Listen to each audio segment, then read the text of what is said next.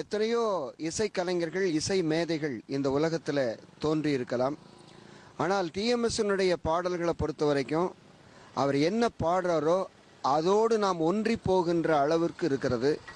இந்த நாட்டில் அவருடைய பாடல்கள் மூலமாக பக்தி உண்மையிலேயே வளர்ந்திருக்கிறது, பாசம் வளர்ந்திருக்கிறது, அதே போல நல்ல அறிவும் ஆற்றலும் வளர்ந்திருக்கிறது.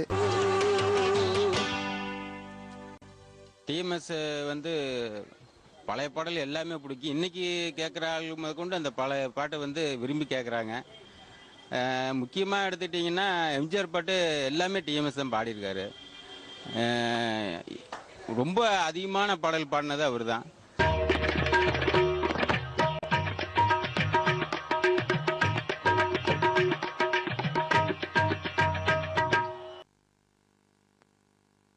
எனக்கு டிஎம்எஸ் பாடல்கள்னால் ரொம்ப பிடிக்கும். சிறு வயதிலிருந்தே அவர் வந்து தத்துவ பாடல்கள், பக்தி பாடல்கள், டூயட் பாடல்கள்லாம் நிறையா பாடியிருக்கிறாரு.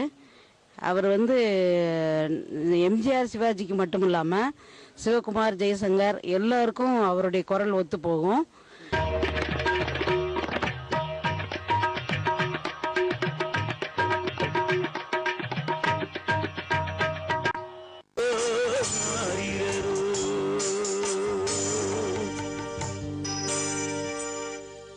எனக்கு வந்து டிஎம்எஸ் வாய்ஸ்னால் ரொம்ப பிடிக்கும். ஆரம்ப காலத்தில் நான் குழந்தை பருவத்தில் இருக்கும்போது கூட அவர் பழனி திருக்கோயிலில் வந்து பக்தி பாடல்கள் பாடியிருக்காங்க. நேரடியாக அவங்க ப்ரோக்ராமை பார்த்துருக்கேன். ரொம்ப அருமையாக இருக்கும்.